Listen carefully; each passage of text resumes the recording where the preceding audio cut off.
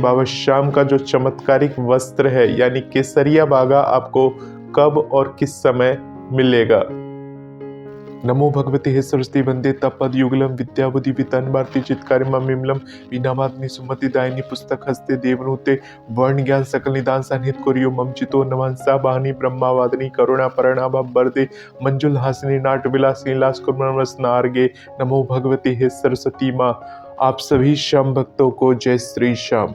श्याम भक्तों कैसे हैं आप सभी? उम्मीद करते हैं अच्छे ही होंगे। श्याम भक्तों, आज इस वीडियो के माध्यम से मैं आपको बसंत पंचमी की संपूर्ण जानकारी देने वाला हूं और साथ ही साथ आप सभी को ये भी बताऊंगा कि बाबा श्याम का जो चमत्कारिक वस्त्र है यानी केसरिया बागा आपको कब और किस समय मिलेगा। तो श्याम भक्तों, माघ मास के शुक्ल पक्ष की पंचमी तिथि को बसंत पंचमी के नाम से जाना जाता है और जैसे कि श्याम भक्तों आप सभी जानते हैं कि इस दिन माँ सरस्वती की पूजा बड़े ही धूमधाम से की जाती है। अगर श्याम भक्तों आप एक छात्र हैं तो इस दिन आपको विशेष रूप से माता सरस्वती की पूजा करनी चाहिए क्योंकि माता सरस्वती जो है वो ज्ञान और विद्या की देवी है। तो श्याम भक्तों, ज्ञान और विद्या की अधिक से अधिक प्राप्ति के लिए इस दिन माँ सरस्वती को प्रसन्न करना बहुत ही ज्यादा जरूरी होता है। श्याम भक्तों, बसंत पंचमी का जो दिन होता है वो अपने आप में बहुत ही अत्यधिक शुभ दिन होता है।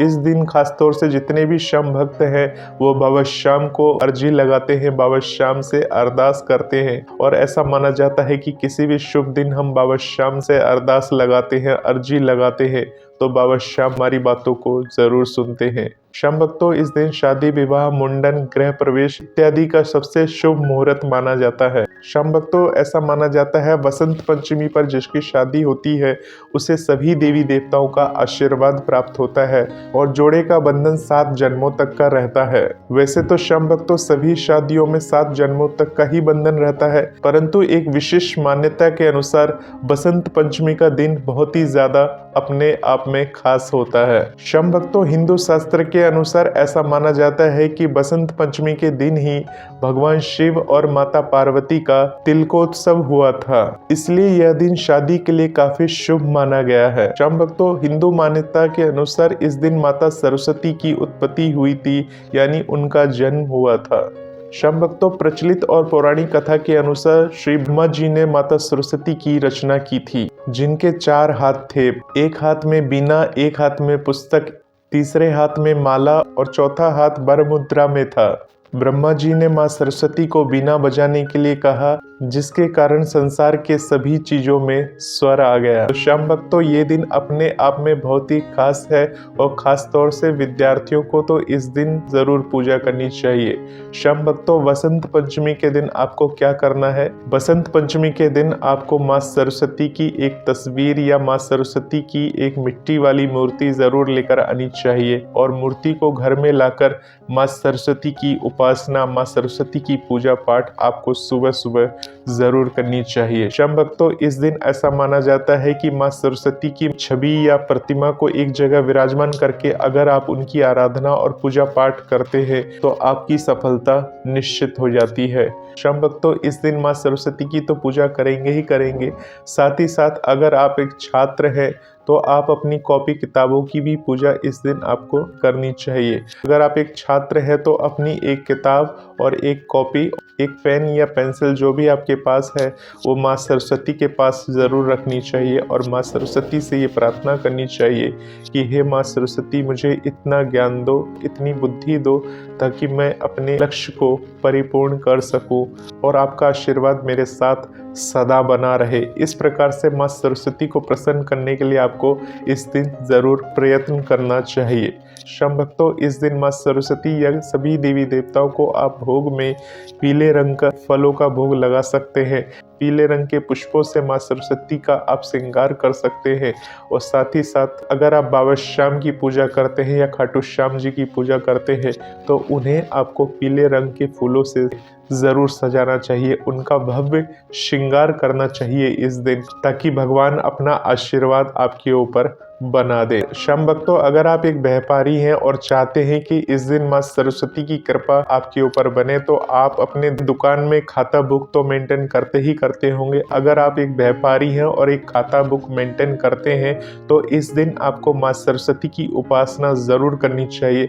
जैसे एक विद्यार्थी तस्वीर या प्रतिमा लाकर माँ की पूजा करता है, आराधना करता है और पूरे साल उस तस्वीर या प्रतिमा को अपने घर में विराजमान करके उनके मंत्रों का जाप करता है, उनकी स्तुति करता है, उनका स्मरण करता है, तो माता सरस्वती आपको इतना अधिक ज्ञान दे देती है, इतना अधिक बुद्धि दे देती है। आप उस बुद्धि का इस्तेमाल करके, अगर आप एक व्यापारी हैं तो अपनी व्यापार को कैसे आगे बढ़ाना है, उसको आगे कैसे ले जाना है, उसकी बुद्धि आपको प्रदान करती है।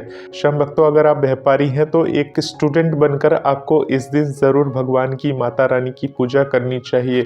अगर श्याम भक्तों आप एक सर्विसमैन हैं, आप चाहते हैं कि आप अपनी ज़िंदगी में अपनी जॉब में तरक्की करें, तो अपनी जॉब में तरक्की करने के लिए आपको माँ सरस्वती की आराधना ज़रूर करनी चाहिए।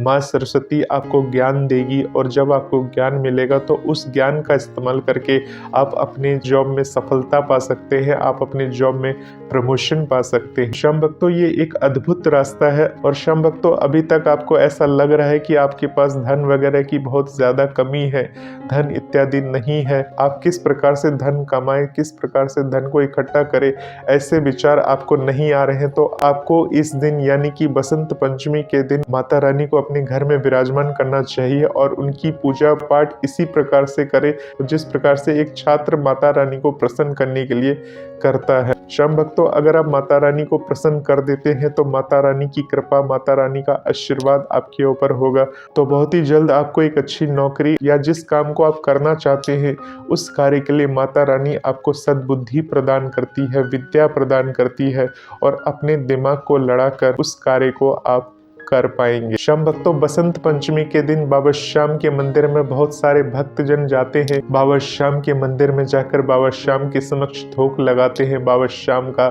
आशीर्वाद लेते हैं। श्याम भक्तों, बसंत पंचमी के दिन बाबा श्याम का विशेष प्रकार का श्रृंगार होता है। इस दिन बाबा श्याम का सर्वप्रथम स्नान होता है। स्नान होने के बाद बाबा श्याम को केसरिया वस्त्र अर्पण किया जाता है, यानी इस दिन बाबा श्याम का जो अंत वस्त्र है, यानी जो बाबा श्याम का जो बाहरी भागा होता है वो तो हर दिन बदलता रहता है, परंतु श्याम भक्तों बाबा श्याम का जो अंत वस्त्र है, यानी जो बाबा की गर्दन के पास से बाबा श्याम के पूरे शरीर से लिपटा रहता है, वो जो अंत वस्त्र है वो 365 दिन लिपटा रहता है। और जो ये अंत वस्त्र है ये सिर्फ बसंत पंचमी पर ही बदला जाता है, यानी साल में सिर्फ एक बार बदला जाता है। जो वस्त्र बाबा श्याम के साथ लिपटा रहता है बहुत ही चमत्कारिक और पवित्र वस्त्र होता है। इस वस्त्र को लेने के लिए देश विदेश से लोग बाबा श्याम के दरबार पधारते हैं या बाबा श्याम के नज़दीकी श्याम मंदिर में जाते हैं, वहाँ से इस वस्त्र को प्राप्त करते हैं। तो श्याम भक्तों, ये सभी काम होता है बसंत पंचमी के दिन। तो श्याम भक्तों, वर्ष 2025 में जो बसंत पंचमी का जो डेट है वो 2 फरवरी का है, यानी 2 फरवरी को सुबह 9:14 से बसंत पंचमी की तिथि स्टार्ट हो जाएगी और ये जो तिथि की समाप्ति होगी अगले दिन, यानी कि 3 फरवरी 2025 को इस तिथि की समाप्ति हो जाएगी। सुबह 6:52 पर इस तिथि की समाप्ति हो जाएगी। तो श्याम भक्तों, बसंत पंचमी का जो पर्व मनाया जाएगा, यानी 2 फरवरी के दिन पूरे दिन ही शुभ मुहूर्त है। इस दिन अगर आपने कुछ सोच रखा है, कोई घर खरीदना है, कार खरीदनी है या कोई गृह प्रवेश करना है या किसी प्रकार की शादी विवाह करवानी है, तो इस दिन आपको कोई शुभ मुहूर्त खोजने की जरूरत नहीं पड़ेगी। आप बसंत पंचमी के पूरे दिन ही निश्चित होकर कोई भी कार्य कर सकते हैं। परंतु श्याम भक्तों, पूजा का जो शुभ मुहूर्त होगा, यानी माता रानी की तस्वीर या प्रतिमा को आप विराजमान करेंगे इस दिन पूजा पाठ करने के लिए, तो श्याम भक्तों वो जो शुभ मुहूर्त होगा सुबह 7:08 से लेकर दोपहर के 12:34 तक वो शुभ मुहूर्त रहेगा, जिस समय आप माता रानी को विराजमान करके उनकी पूजा पाठ करके उनकी आरती कर उनका आशीर्वाद आप प्राप्त कर सकते हो। श्याम भक्तों, अगर आप खाटू धाम जाकर इस बार बाबा श्याम का बाघा लेना चाहते हो, यानी बाबा श्याम का चमत्कारिक वस्त्र लेना चाहते हो, जिसके बारे में आपने सुन रखा है कि इस वस्त्र को लेने से, इस वस्त्र को अपने पास रखने रखने से बहुत बड़े बड़े चमत्कार हो सकते हैं, यानी जिसकी कोई औलाद नहीं है उसे औलाद की प्राप्ति हो जाती है। और इस वस्त्र में इतना बड़ा चमत्कार होता है कि मुर्दों में भी जान डाल देता है।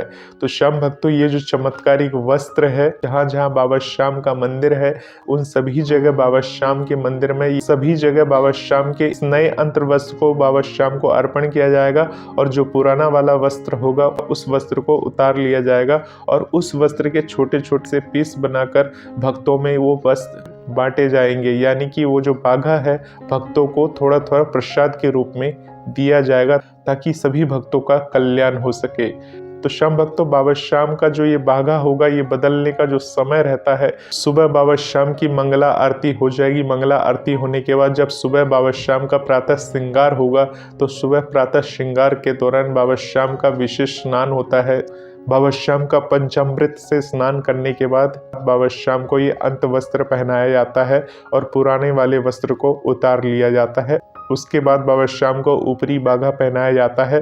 फिर बाबा श्याम का पीले फूलों से विशेष श्रृंगार किया जाता है, भव्य श्रृंगार किया जाता है, जो देखते ही बनता है। तो श्याम भक्तों, 2 फरवरी 2025 को बसंत पंचमी है, परंतु एक बात का आपको विशेष ध्यान रखना है, इस दिन रविवार भी है और इस दिन भक्तों की विशाल भीड़ खाटू धाम में उमड़ेगी। अगर आप खाटू धाम आना चाहते हो तो खाटू धाम आ सकते हो, परंतु आप जैसा कि जानते हैं कि शनिवार और रविवार को भक्तों की भारी भीड़ होती है, तो उसको ध्यान में रखकर ही बाबा श्याम के दरबार आप आ सकते हैं। और साथ ही साथ आपको ये बता दें कि जिस दिन बाबा श्याम को ये बाघा चढ़ेगा, तो उस दिन दोपहर के समय या संध्या के समय इस बाघा का वितरण होता है। और जो भक्त को बहुत ही ज़्यादा ज़रूरी होता है, बहुत ही ज़्यादा नीड है, वही भक्त बाबा श्याम के दरबार से इस बाघा को ले सकते हैं। श्याम भक्तों, अगर आपके पास पहले से ही बाबा श्याम का बाघा है तो उस बाघा को संभाल कर संतुष्ट रहिए। अगर आपके पास बाघा होते हुए भी दोबारा से बाघा लेने जाते हैं तो हो सकता है आपके कारण किसी और को वो बाघा ना मिल सके। तो ऐसे पाप से आपको बचना चाहिए, क्योंकि आपके पास ऑलरेडी बाघा है, उस बाघा से आप संतुष्ट रहिए। परंतु अगर आप लेना ही चाहते हैं तो ले लीजिए। लेने के बाद अगर किसी को ज़रूरत होती है तो उसको आप उस बाघा को दे सकते हैं, वितरण कर सकते हैं। तो श्याम भक्तों, खाटू धाम में श्याम कुंड भी है, वहाँ पर भी बाबा श्याम विराजते हैं, उनका भी अंत वस्त्र बदलेगा, तो वहाँ से भी आप बाघा ले सकते हैं। खाटू धाम में बाबा श्याम तो विराजते ही विराजते हैं, वहाँ से तो बाबा श्याम का बाघा सिर्फ नसीब वालों को ही मिल सकता है। अगर श्याम कुंड से बाघा मिल जाता है तो भी बहुत ज़्यादा पवित्र है। अगर आप किसी और श्याम मंदिर में जाते हैं, जैसे रिंगस श्याम मंदिर में जाते हैं, तो वहाँ से भी बाघा मिल सकता है। आपके नज़दीकी श्याम मंदिर में जाते हैं तो वहाँ से भी आप बाघा ले सकते हैं। जैसे बहुत सारे भक्त जो हैं चुलकाना धाम के नज़दीक रहते हैं तो चुलकाना धाम से ले सकते हैं। और जो भी भक्त सच्चे दिल से बाबा श्याम के उस बाघा को धारण करता है, बाबा श्याम की महिमा और कृपा बनी रहती है। ऐसा नहीं है श्याम भक्तों कि सिर्फ 2 फरवरी को ही बाघा बांटा जाएगा। अगर जो भक्त 2 फरवरी को बाघा नहीं ले पाए, वो 3 फरवरी 4 फरवरी को आकर भी बाघा ले सकते हैं। श्याम भक्तों, आपको कहाँ जाना होगा? आपको सिर्फ पुजारी जी से भेंट करना होगा। यानी खाटू धाम में तो आप पुजारी जी से भेंट नहीं कर सकते। खाटू धाम इधर उधर मिल गए तो आपके जैसे बहुत सारे ऐसे लोग होते हैं, वो भी चाहेंगे कि उन्हें भी बाघा मिले। तो जो बाघा होता है वो सिर्फ किस्मत वालों को ही मिल पाता है। आप पुजारी जी से भेंट कर सकते हैं। अगर उनके पास होगा उस समय बाघा तो ज़रूर आपको बाघा दे देंगे। श्याम भक्तों, बाबा श्याम का बाघा का अगर एक छोटा सा, एक नन्हा सा टुकड़ा भी आपको मिल जाता है तो आप बहुत ही भाग्यशाली हैं, बहुत ही धन्य हैं। उसको संभाल के आपको अपने पास रखना चाहिए। आपके पास जो भी कॉपी किताब है, आपका जो भी वही खाता है, उसके अंदर उस बाघा को रख सकते हैं और मन ही मन बाबा श्याम से प्रार्थना कर सकते हैं, माता सरस्वती से प्रार्थना कर सकते हैं आपके सिर के ऊपर वो हमेशा अपना हाथ बनाए रखे, तो भगवान की विशेष कृपा जरूर होती है। श्याम भक्तों, बाबा श्याम के बाघा से जुड़ी हुई कोई भी प्रश्न है या कोई भी सवाल है तो आप हमें कमेंट बॉक्स के माध्यम से पूछ सकते हैं। अगर आपका सवाल जेन्युइन होगा तो उस सवाल पर हम आपके समक्ष एक नया वीडियो जरूर लाएंगे। मिलते हैं श्याम भक्तों एक नए वीडियो के साथ। तब तक के लिए आप सभी श्याम भक्तों को जय श्री श्याम, जय श्री राधे।